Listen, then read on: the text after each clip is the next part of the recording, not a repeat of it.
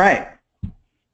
And all of you will receive a copy of the presentation and recording when that's prepared.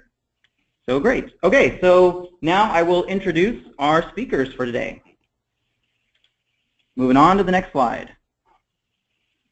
Awesome. So we have John Fetto, Senior Research Analyst at Hitwise. We're also joined by Dan Brewster, VP of Corporate Marketing at One Stop. He has held several leadership marketing positions for leading brands and also represents a portfolio of business on the agency side. So great to learn all the findings that he has to bring for us. And then also Giles Longhurst, SVP and General Manager of Hitwise. So great panelists today. And with that, we're going to go ahead and start it. And I think we'll start with John Fetto. Over to you, John. Thanks, Daryl. And we are going to be bouncing around a little bit today between myself, Giles, and Dan. So be sure to try to introduce each other as we kind of shift back and forth. But let's just jump right in because we have a lot of good information to share with everyone today.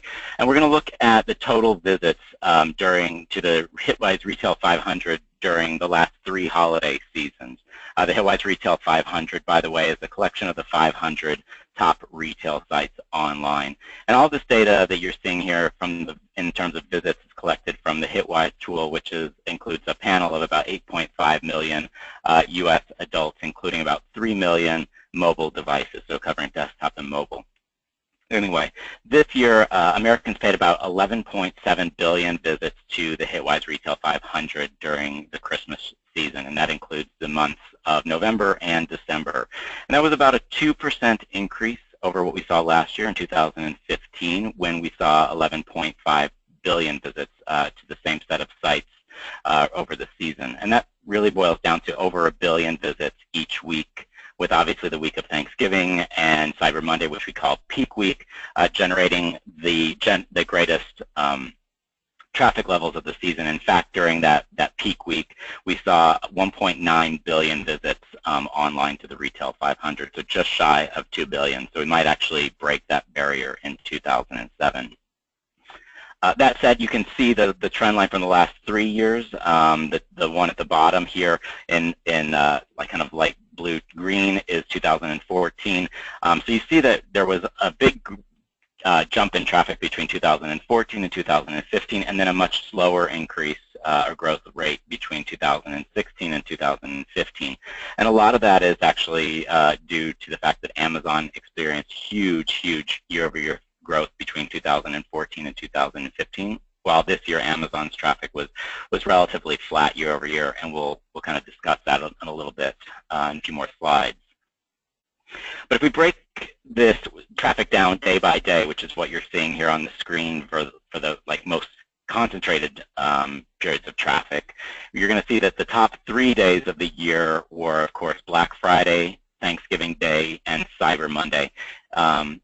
Interestingly, last year when we were giving this webinar, we noted that Thanksgiving actually unseated Cyber Monday as the top day of the year, while this year that title was stolen by Black Friday. So there has been some jockeying for position in first place going on the last 3 years. But of course, all 3 of these days are registering record traffic in terms of online visits to key shopping sites. This year, I'll say, Black Friday got 342 million visits. Thanksgiving generated 336 million visits, and Cyber Monday had 320 million visits. So barely 10 million visits between the 3 of those top dates.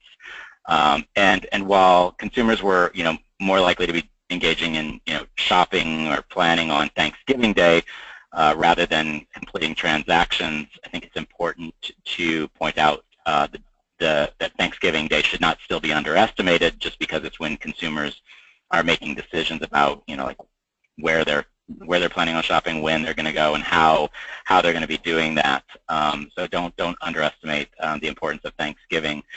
In fact, Dan has some really interesting stats from their database that he can share in terms of like the top conversion dates, which I'll put up on the screen here now and turn it over to Dan to kind of explain that and where that's coming from. Thanks, John. So you see now that the green dots represent the aggregate conversion rate for the entire one-stop portfolio. To give you a little bit more information on that, it's about 30 branded manufacturers representing a total of about 300 million in annual sales. Our brands are primarily in apparel, and some notables include Juicy Couture, The Fried Company, Seven for All Mankind, NYDJ, all of whom are aggregated in that portfolio. They also include Igloo coolers and linens and things, so it's not totally apparel numbers that we're looking at. So when you look at the same period of time and the overall conversion rate across that entire portfolio, these are the numbers we saw. Traffic and consumer intent are pretty aligned on Black Friday and Cyber Monday, which makes sense given all of the promotional weight that's put on those days. So there's a lot of awareness. But the next highest peak in purchase intent was really 2 weeks before Christmas. So people are getting nervous about getting their shopping done with enough time to ship. Back to you, John. Sure. So before we move on from this slide, I wanted to point out a couple more trends that we're seeing.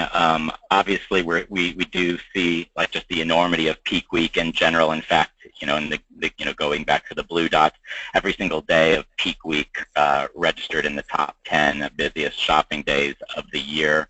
Another thing to really point out, and it's really more of a continuation of a trend that we've seen now for a couple of years, but important to remind people is that the importance of Mondays are still really important, which you see here, a straight line down the left-hand side of your screen, with most Mondays falling into the top 10 days of the year, including the day after Christmas. But there is the spike is much lower, I should say, than it has been probably 2-3 years ago, where we would see a big spike in visits on Monday and then a quick tapering off rather thereafter. But these days we're really seeing, Monday's still the busiest day of the week, but visits on Tuesday, Wednesday, and even Thursday are now typically within 90 to almost 98% of what we're seeing on the Monday prior. So that gives marketers a really great opportunity to engage consumers throughout the week and not really just focus so heavily on Mondays. And it also gives them an opportunity to engage them later in the week, much closer to the time that they might actually be returning to shop in stores physically.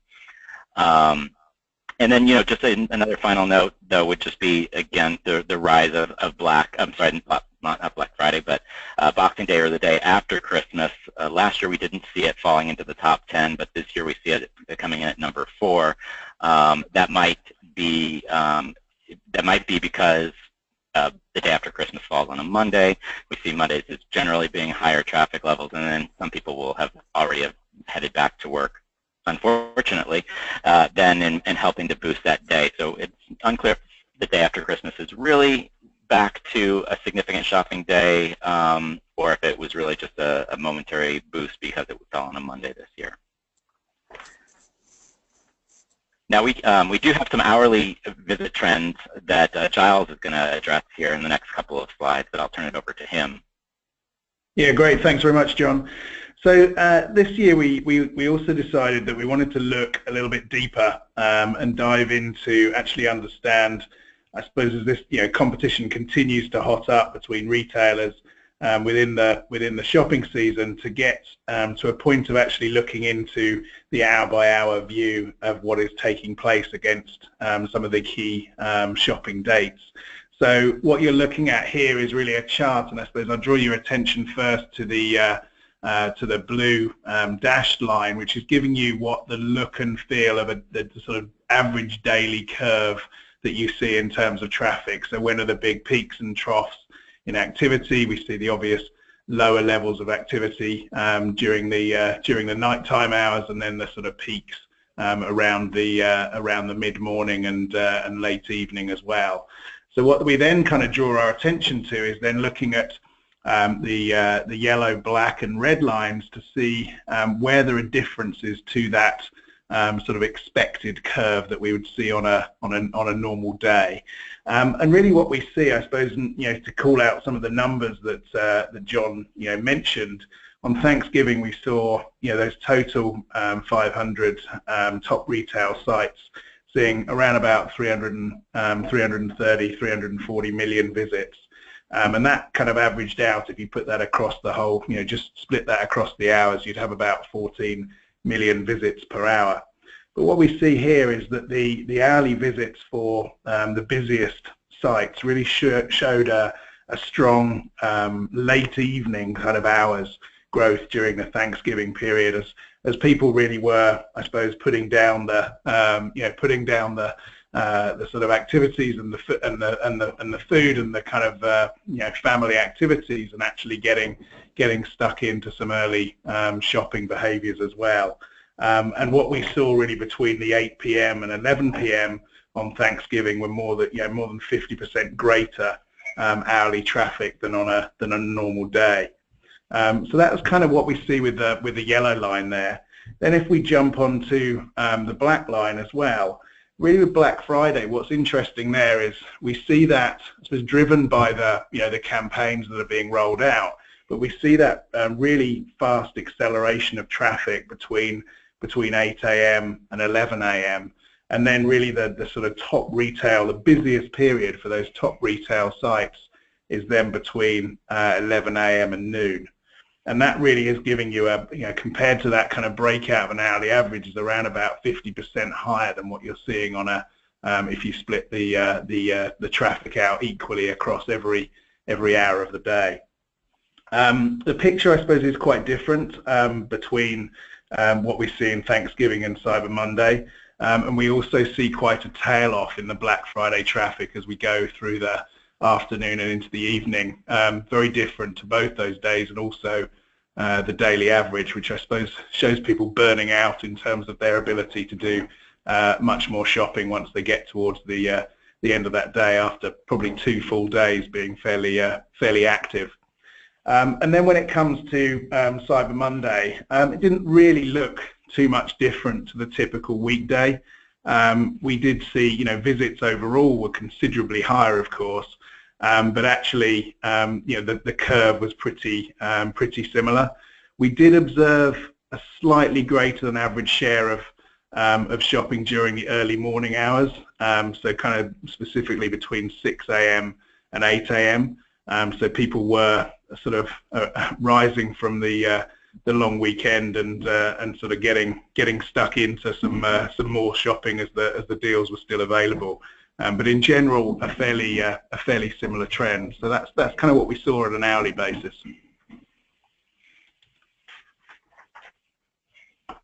And then just moving on to Amazon as a key driver, a lot of these trends in this sector as well. So for Amazon on Thanksgiving, we saw that the site actually received a full quarter, 25% of the Thanksgiving Day visits from 8 p.m. onwards. So a really strong trend in the sort of late evening hours as people are allowed to go and have a bit of personal time. And then for Black Friday, we saw Amazon sort of only receiving around 20% of their Black Friday visits between 8 p.m. and midnight. So again, showing that real drop-off as we went towards the end of the day. And then finally, with Cyber Monday, we saw sort of another very, very large day, and actually the biggest day for Amazon overall, receiving visits between 8 and 9 p.m. of around 96 million visits. So really huge day for Amazon, but sort of earlier in the day where was the big driver. Back to you, John. Okay. So we've spoken a lot about Black Friday, Thanksgiving, and Cyber Monday, but there are obviously other days that provide opportunities to plan around, and so we're going to talk about some of the kind of key marketing events that we have observed in addition in our data. Starting off with just the email campaigns in general. We've looked at the data year over year, and this year, just like previous years, retailers just started to slowly ramp up their email campaigns in mid-November, but didn't really pull out the big guns until the week of Black Friday and Thanksgiving. That week, in fact, 1 out of every 14 clicks from an email site landed on one of the top retailers. That's about double what we observed at the start of the month of November. So we're seeing huge surges in emails the week of Thanksgiving. Of the top email days of the year, in fact, 6 of them were right around peak week or the day after Christmas. But Black Friday and Thanksgiving were the top email days of the season. There's some other kind of manufactured holidays now that we could, we want to point out. Small Business Saturday, of course, is probably the best known of any of them.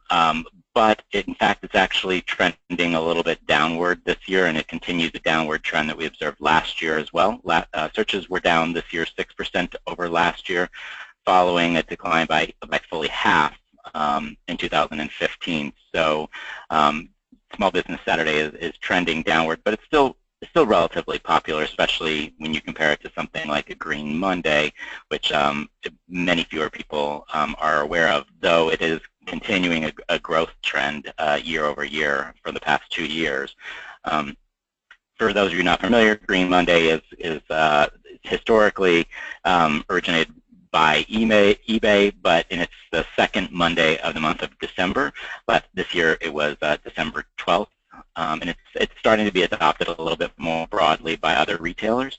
And we saw interest this year was 70% greater than what we registered in 2015, and 2.3 times greater than what we saw in 2014.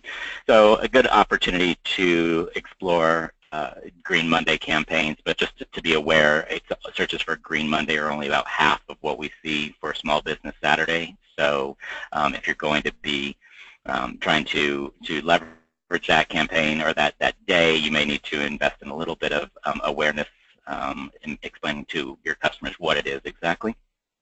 And this year we also saw the week after Christmas, we saw Amazon starting a digital day, and it did result in a little bit more boost in traffic for the site. This was a week after Christmas, and it focused on kind of only digital downloads of books and apps and videos and music and things like that. So it's an interesting way to offer some good discounts to people who may have received media players and Kindles and whatnot over the holiday season, get them to come back and download some content to make the most of them.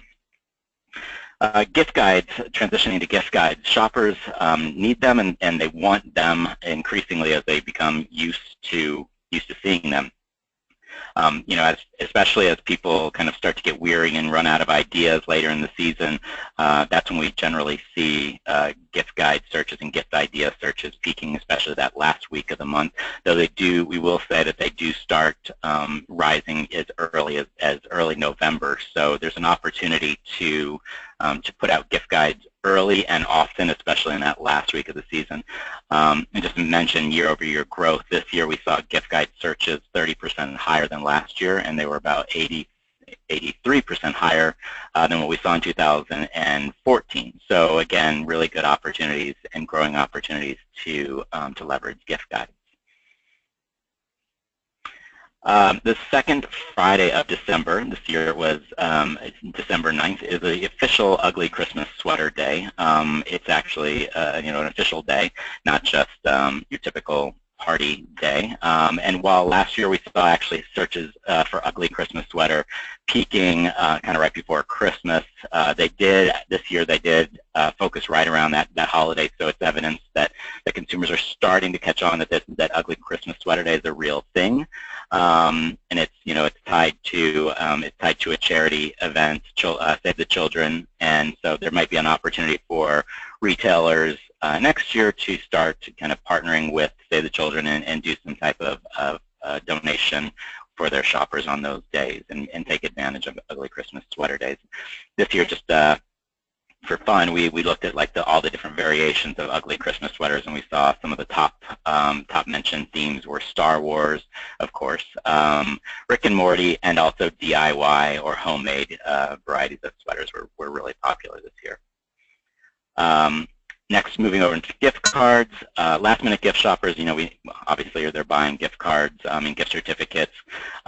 Increasingly, they're looking for gift cards and looking to purchase them online and even via their mobile devices. One result in that is that they've become even more last-minute. Every year we see the surge on Christmas Eve day go higher and higher, and we're starting to see Christmas Day searches now almost equal to what we see on Christmas Eve. So people are literally, heading over to a family or a friend's house and realizing that they don't have anything to give them, and maybe ordering a gift card for them in their car on the train on the way over there. So gift card searches are moving up to the very, very, very last minute. And I'll also point out that we've seen some considerable activity in terms of gift card swapping and gift card trading online, especially around Christmas Day, where people get a gift card for a retailer that they may not actually want to shop at. They look online to swap them with people who have gift cards to a preferred vendor, preferred retailer. And finally, talk about Christmas Day. I keep on hounding on this every year. Christmas Day, obviously is the day that gadgets typically come to life. People open all their electronics and they suddenly need to register them and download updates and drivers and apps and software to make the most of their gifts, and including increasingly downloading some paid content to make the most of them. In fact, we saw things like searches for download and activate on Christmas Day are about 20-some% higher on Christmas Day than they were the week prior. So even as you're preparing for your after Christmas clearance sales, there's still really good opportunities to engage customers on the day that they're first receiving your product, and get them to come back for more.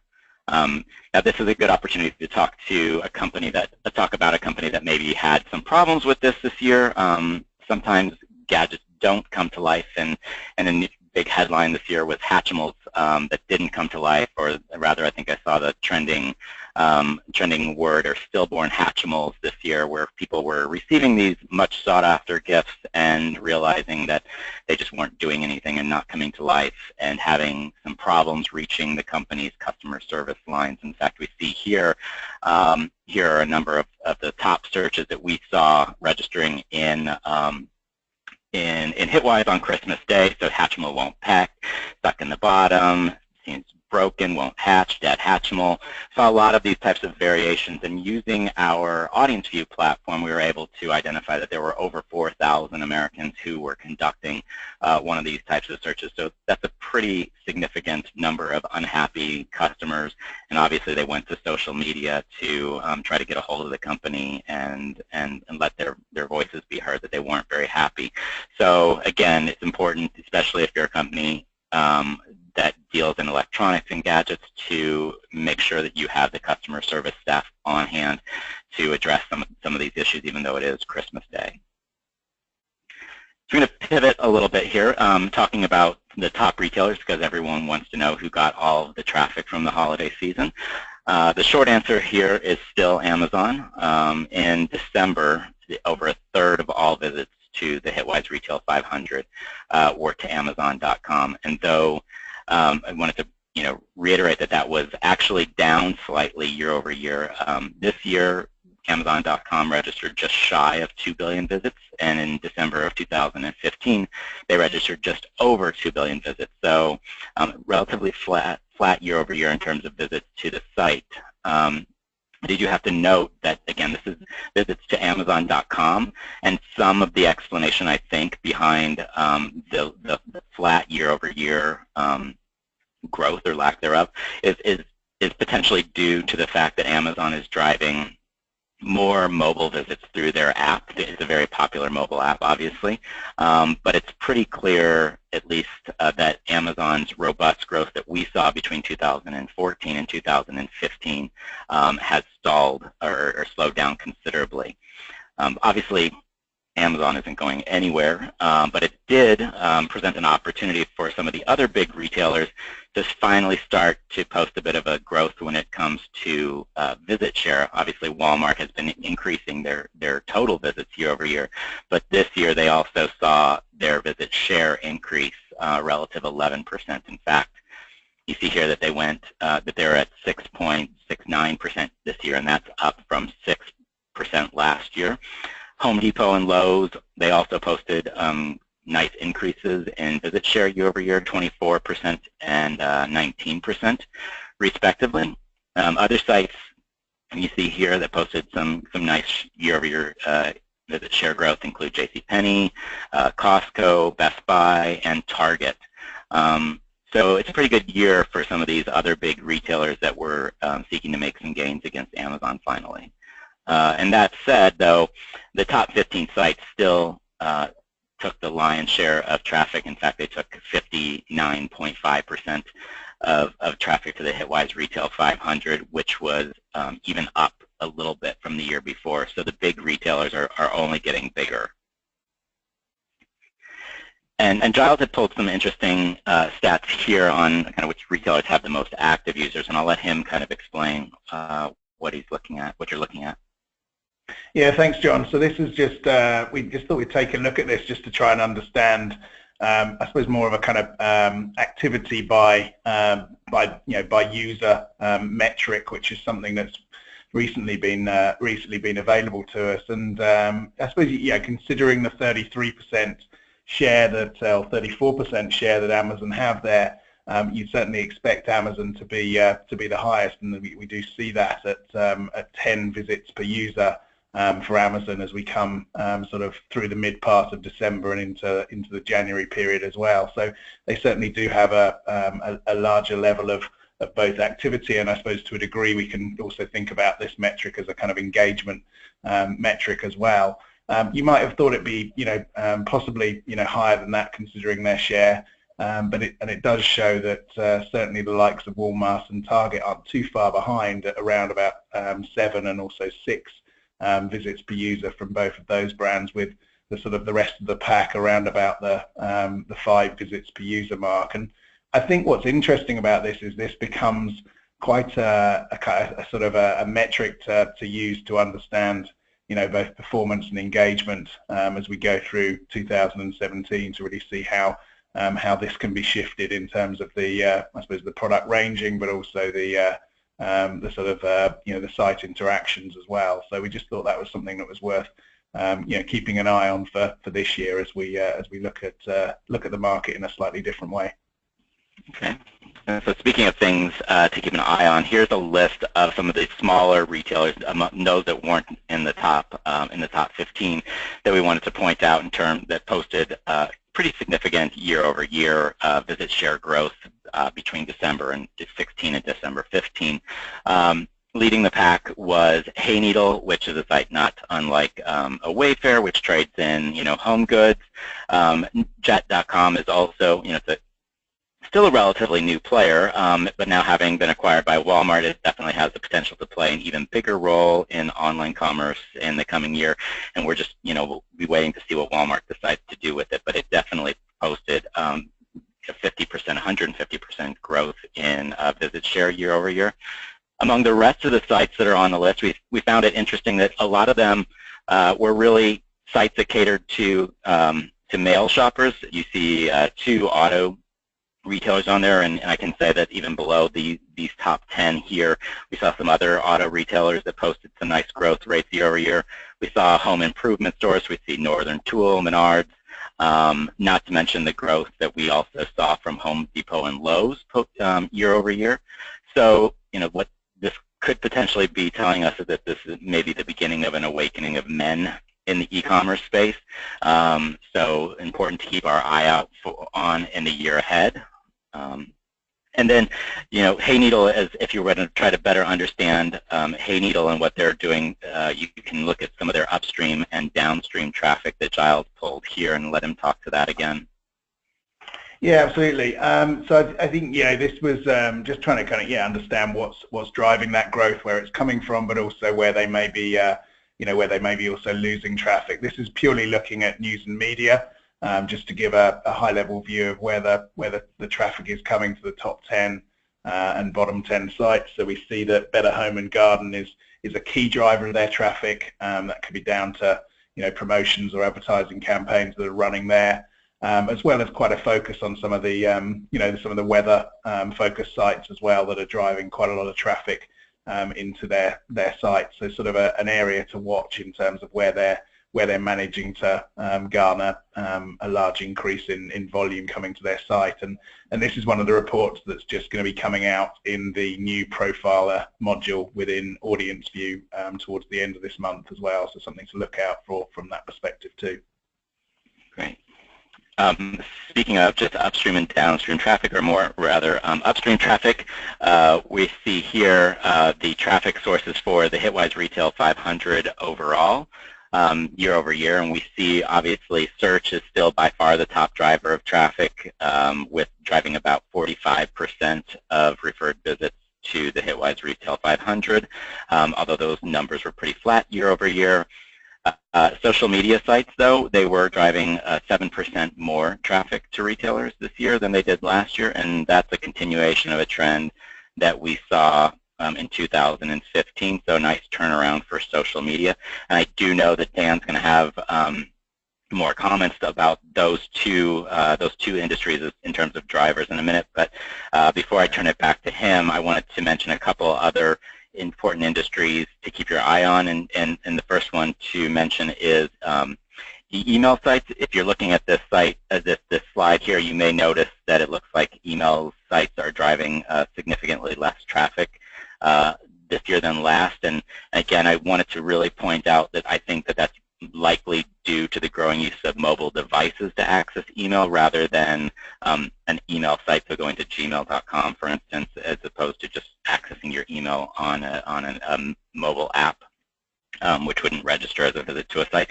So what that's really telling us is that email is becoming increasingly mobile and not web-based.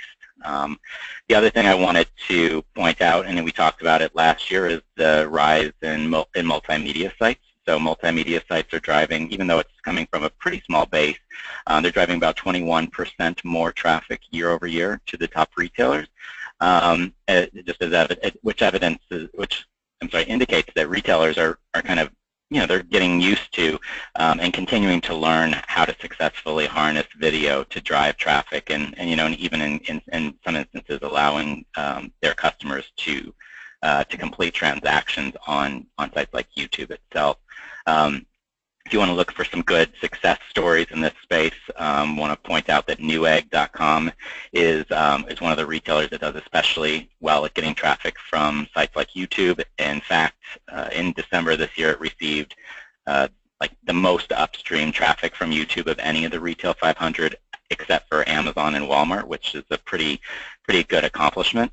Other retailers that see kind of disproportionately large share of visits from multimedia sites include GameStop, Sephora, Ulta, with a lot of how-to and instructional videos, as well as Forever 21, which caters to obviously a young millennial audience which spends a lot of time on sites like YouTube. But I do want to let Dan tell us a little bit about some of the trends that he's seeing in social media and the search space next. Thanks, John. So two traffic and revenue trends we saw across our portfolio this holiday were really the rise of paid social as a traffic and revenue channel, along with the dilution of organic search.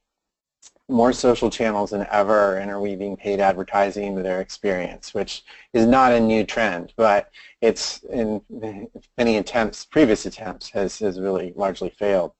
But it has created an ongoing opportunity for the advertisers. As we all know, previous attempts by social media to become a shopping channel have fizzled, but the recent uptick seems to be tied to an extremely precise way in which social channels can really target their consumer, along with continued expansion of mobile as a first-choice shopping channel. And as we all know, mobile phones are really the way that we choose to interact with social channels. So the easier that it makes for that experience, the better the social channels are for advertising and marketing opportunities. The second trend is a little simpler when you really look at search engine results pages over the years. There's simply less real estate dedicated to organic results, especially when you consider the shift of search from desktop to mobile. Just not having the screen sizes and allowing as much inventory, and that is really based on Google wanting to make money with their product, is providing preferential real estate to paid products. Great, thanks. And speaking of mobile, we'll talk about kind of the role of mobile in terms of share of traffic, and Dan's going to talk a little bit more about some mobile stats that they're seeing. But start off by just looking at the mobile share of visits overall, and to the Hitwise Retail 500. We saw this year in the month of December, about 36% of all sites 56% of visits to all sites came from mobile devices, whereas 46% of visits to the Retail 500 came from mobile devices. So that's a relative increase of about 28%. So, retailers are already ahead of the game when it comes to, handling mobile visits. And while I'll say myself included, I've been saying and closely watching this number over the years, expecting it to finally break through that 50% mark, where the industry becomes mobile dominant overall. It does seem that growth has stalled a little bit at this point. So if we even look at year-over-year growth, last holiday season I was saying that mobile accounted for 45% of visits, so up to 46% isn't a really huge increase in terms of mobile share of visits. I will say that one place that we are seeing mobile playing a more significant role, though, is among the top retailers. About half of those top 10 retailers that you're seeing on your screen are now getting a majority of their website visits from smartphones and tablets. That would include sites like Walmart, which is getting 53% of their visits from mobile devices, Target 54%, and Best Buy 55%. You're also seeing Lowe's down there at 52%. We'll, again, preface the fact that, we're seeing only 41% for Amazon, and they are probably seeing a little bit more visit share from mobile devices being funneled through their really popular mobile app. But I would say that Amazon is probably the exception to the rule here, because a lot of retailers are having struggled to kind of get some significant adoption of their mobile apps, and Amazon has been the exception in being able to get a significant number of downloads and usage of their app. But another place we're seeing revenue, and I won't spoil it, but I'll let Dan share it with you. So really briefly, it's not new that traffic has been migrating to mobile. We've all been watching this happen for several years now. What is new is that revenue is starting to follow as UI gets better, as customers become more comfortable with the mobile shopping experience, and especially as we start to see advancements in payment options driven by Apple Pay and Amazon Pay and the like. You're going to see more and more revenue moving into the mobile channel. So almost all of this year's annual revenue growth within the one-stop portfolio came from smartphones, with other devices remaining relatively flat. So all of the e-commerce growth that we're seeing is coming from smartphones. It's really interesting, and obviously something to keep an eye on, especially with the adoption of one-click purchasing, to see how we might see these numbers grow even more in 2017. And sticking on the topic of mobile, I wanted to just kind of go back to a topic that we've been talking about here for pretty much the past year, I would say, and that's mobile search. Looking at searches that are conducted on desktop and mobile devices, we do see that mobile devices are actually generating more, are playing a more significant role in search than they are in terms of mobile visits. And here on your screen, you're seeing some of the retail search trends that are more heavily biased towards mobile devices. So those searches that are conducted, the majority or even the vast majority of times on mobile devices as opposed to desktop, you'll see things like searches for the word hours. 75% of the time are initiated on a mobile device when it comes to retail searches specifically. That means, obviously people are out shopping and looking for store hours after they've already left home or are about to head out the door, making it inconvenient to turn on their computer. So retailers obviously need to make that information really easy to find on a mobile device. Surprise purchases too are heavily mobile, with searches for something like engagement ring, for instance, being initiated on a mobile device. It says here 71% of the time. Obviously people are taking those types of steps to ensure that the person that they're buying for, a spouse, child, whatnot, don't find traces of those searches on their computer. Although we'll say that we did hear stories this year, both in the news and anecdotally, that people found out what they were getting for Christmas not by shaking the box or finding the gift in a closet somewhere, but rather by getting retargeting ads on a shared computer. And so it does provide some guidance for marketers who may need to be aware that, sometimes retargeting needs to be a little bit more thoughtful for certain types of gifts, because if they get a little bit too aggressive and spoil all the fun of the holiday season, people may just start doing their shopping in incognito mode instead, and that doesn't really help anyone. So just something to kind of be aware of. But a few other trends that you see on the screen that really skew more heavily mobile are return policy. That, again, that tells us that people are looking for this while they're probably in a store and weighing whether or not to make a purchase, as opposed to once they get home and deciding how to take it back. So make that information available on a mobile device. Coupon searches, as well, coupon and sale deal-seeking searches in general are now mobile dominant, and they're meaning that the customers are really in play after they enter your store.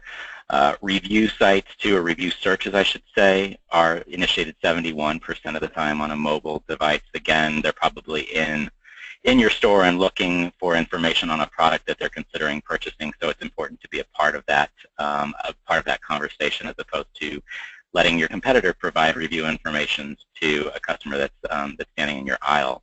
And finally, I wanted to say, go back to the Hatchimals.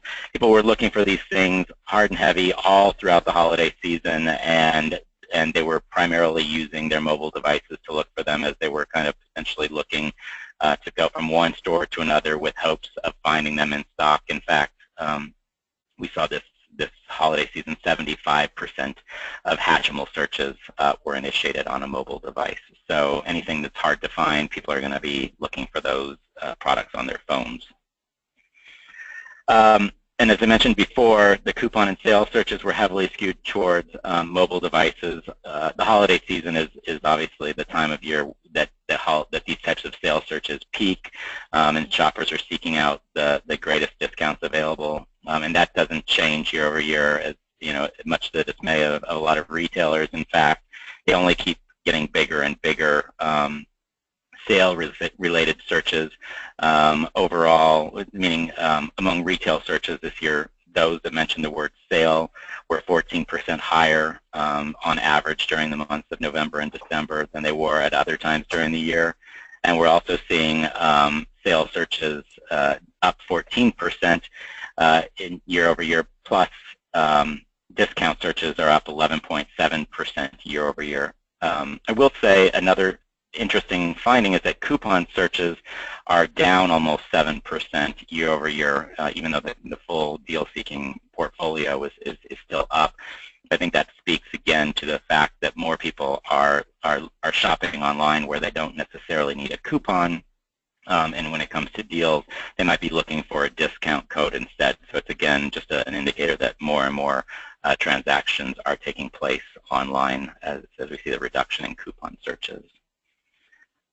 And now I will kind of move into the last part of the presentation today by looking at perennial favorite, which are the hot products and hot toys. This year we'll start with toys, because you see that every week of the holiday season that we were tracking hot product searches, and this is just the last 5 weeks of the season, but we were tracking it the entire month of November and December. But Hatchimals reigned supreme at #1 for all 8 weeks that we were tracking searches, from Black Friday all the way through Christmas. And much of even though these products, Hatchimals, were out of stock really quickly, it's interesting that they didn't fade after people found out that they were really difficult to get, and that's something that we would have normally seen in other years for other products. Once things start to go out of stock, people stop searching for them a little bit, and they start trying to look at Plan B. But this year, Hatchimals was top of the list for the entire season, and even beyond. We also saw things like the Nintendo NES Classic Edition in terms of toy searches was really hot, especially that week of Thanksgiving and Black Friday. Following that, though, it did fall off a little bit, going more to like the Nintendo 2DS and Nintendo 3DS. That tells us that in terms of shoppers for that product, they were more adults rather than kids. And then we see perennial favorites like Nerf and Shopkins and Lego and Paw Patrol also doing really well. But before we move over to the hot products overall, I did want to point out one other interesting trend that happened in the last week of the month, and that was where we saw the Cosmo robot. It's an animatronic gift, animatronic toy. Surge in the last week. It went up to, I think, number 6. And so that's potentially one to keep an eye on. I don't know that it'll be the Hatchimal of 2017, but usually something like this that does well at the end of the season is likely poised to perform well in the year to come. So keep an eye on the Cosmo robot for 2017. And then looking at hot products overall, again, the Hatchimal wasn't just a hot toy, it was a hot product overall for all shoppers. A really serious accomplishment, having booted Fitbit out of the #1 spot for every week of the season. Fitbit was #1 every week last year, and now it was #2 and at times #3. Fitbit, though, still did really well this year, and the fact that we see in the news that insurance companies like United Healthcare are partnering with Fitbit and even reimbursing some of their members up to $1,500 if they meet their fitness goal with Fitbit. It's further evidence that we'll see Fitbit coming back strong, I think, in 2017, and who knows where Hatchimals will be by then. I also mentioned that the Nintendo Classic faded quickly among toy searches, and it was not as much a flash in the pan when it came to searches overall. In fact, we saw about 2 references to the product every week in the top 10 throughout the heaviest parts of the shopping season. So it was another big seller that did really well, and in fact, it made a really good year for Nintendo overall, I think. And I will wrap up this section of hot products just by mentioning the one category that we want to look at is Amazon Echo and the Google Home, like smart speakers. And obviously Echo had done well last year. The folks over at Amazon were probably a little bit nervous with the launch of the Google Home this year, potentially threatening their leadership in this spot. Obviously Alexa clearly won the season with, we saw searches for Amazon Echo were about double or triple at times what we saw for the Google Home. So it really did well, though we do want to keep an eye on the Google Home next year. I will wrap up finally with a couple more slides, but not to undercount, because I've been talking about electronics and gadgets for most of these hot products, but we did see a few kind of non-wired products still doing well in this year and last, and those would include things like the Yankee Candle and Lego, which regularly made it into the top 10 hot products year over year.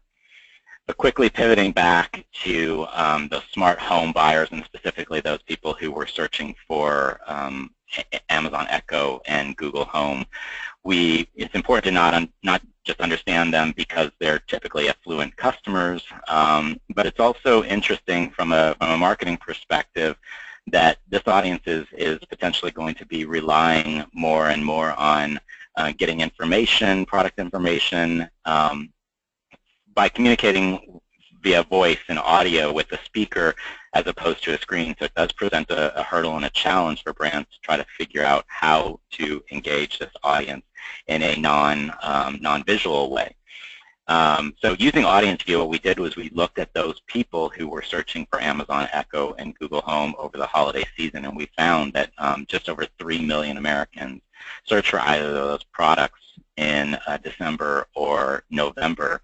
And that's not really a niche audience anymore. It's actually equal to about 1.5% of the online population. So pretty significant audience all by itself.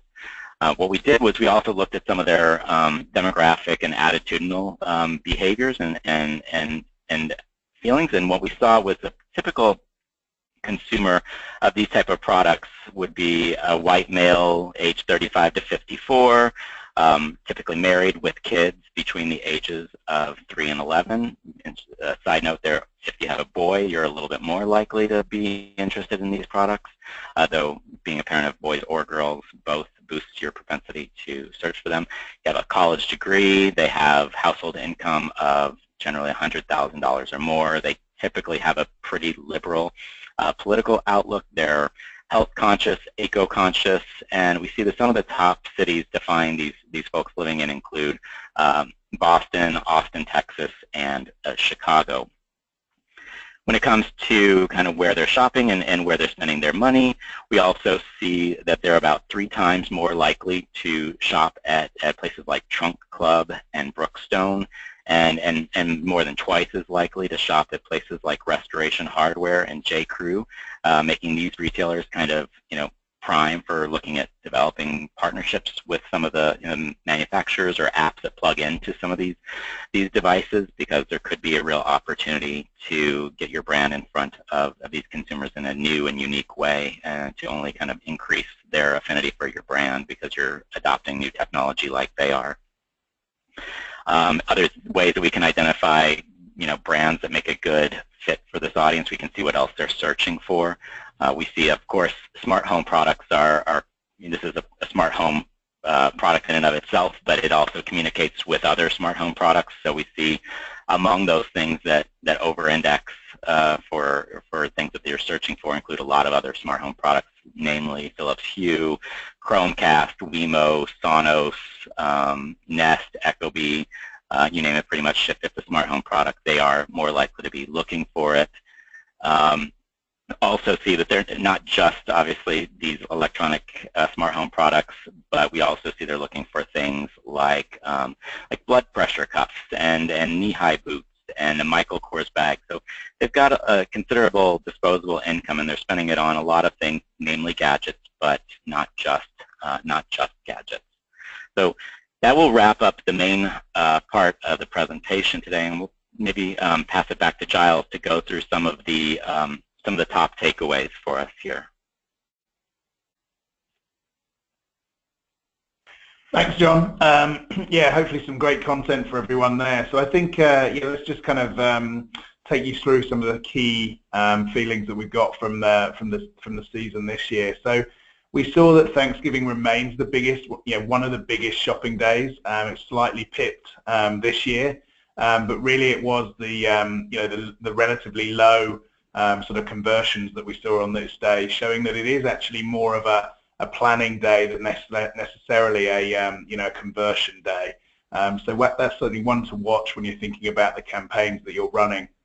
When it comes to sort of paid campaigns, we're seeing that there is a real rise in the influence of social media when it comes to paid advertising, and that's some significant growth that Dan took us through there, and something that's going to be really important to watch as we go into 2017. Also, what we're seeing with on a mobile front on the paid search is that we're seeing this shift towards, as we see this shift towards more mobile based searching, we're also seeing an importance to focus more of your activity on mobile-based lists, on paid versus organic listings, because that's where more of the activity is. We did see that the sort of shift towards mobile in terms of sort of traffic and site visits has slowed and sort of really come to a stop, but really it's the revenue that's on the rise. So we are seeing a very solid growth in terms of the opportunity really to think about this as a true commerce channel that really is driving both traffic and now conversions as well. And that opportunity in 2017 with one-click purchasing coming on for a number of different sites is bound to just drive that even further. Certainly stay on top of some of the consumer trends. Online search, we are really seeing within, from an audience-based perspective, as you've seen within the slides, is giving a true sense of how consumers' sort of preferences and taste towards different products is changing, and it's the fastest and most high intent kind of data out there. So really use search data to inform decisions and plan ahead. And then lastly, really it's that that understanding of the audience. So there's the capability now to really take that data-led approach to messaging and offers and ensure that the content that you're developing in advance of your campaigns is kind of ready to trigger, because the insights and the information is there to build out that content to ensure it resonates with the key segments and best customers that you're going after. I think we'll see. We may have a couple minutes for questions, so I'll turn it back over to Daryl to make that call. Great. Thanks so much, John, Dan, and Giles. Let me go through the questions, and if for some reason we can't answer one of the audience questions on the webinar, we'll reach out personally afterward with an answer. So let's start with this one. Why do you think the year-over-year growth in retail site visits in 2016 wasn't quite as explosive as the growth in visits between 2014 and 2015? Yeah, I can speak to that again. I think really the real reason behind that is just because Amazon didn't post such significant growth. I mean, that might be that was probably a rare instance where you could see posting growth. I mean, I can say last year Amazon's growth between 2014 and 2015 was equal to twice what Walmart registers in a given month. That's huge. I mean, Amazon's growth was 2 Walmarts during the month of December. That's not something that you can necessarily repeat year over year, and especially once you reach the size of Amazon, it gets even harder to find new consumers who aren't already among your customer base. With Amazon's numbers slowing and even like declining in terms of web visits year over year, I think there is you're going to see much lower growth from some of the more established brands. Though it was, Walmart and Best Buy and Home Depot and Lowe's did a really nice job of posting considerable gains this year. Great, makes sense. Okay, another one. This one's about the hourly trends. For the hourly trends, is this PST or EST timing or time zone? Giles, I think, going back, I think that these were in Eastern time, so they may have been they may have looked a little bit early for some of the folks out west, but these were Eastern times. So looking at times from East Coast, regardless of where the browser was sitting. Gotcha. Okay, and I think I see one that's a good one for Dan. How can retailers protect price integrity while customers continue to be so price-focused in their shopping trends? Dan? Yeah, I think a lot of our clients have been trying to get out of that race to the bottom. And I think the 2 strategies that they've employed or they've tried to employ in the last year is, one is really hold your price integrity in September and October. I mean, all of your new fall product is out, so there's no reason to discount too early, and then that really puts emphasis and adds luster to the discounts that they're going to see in November and December. And the second thing is really taking a doorbuster mentality into e-commerce. Prior to e-commerce, you never would have seen a store open and say, hey, 30% off of everything, but when e-commerce started to rise, that's really what the strategy was, and of course since we've seen that's unsustainable. So pick a few select items that are going to be on deep discount, but really try to hold price on the majority of your assortment for as long as possible. Okay. Thanks so much for that, Dan. There's a few others that I think are pretty specific. Do we have time to cover those, John? What do you think? Or we're at the top of the hour already? I think we're at the top of the hour, and if they're more specific, it's probably best if we just reach out to them directly. But we will follow up with all questions that were submitted during the webinar for sure. Great. Okay, so again, thanks everyone so much for joining. We're going to wrap up now, and everyone again will get a copy of the recording. Have a nice day, everybody. Thanks, everyone. Thanks.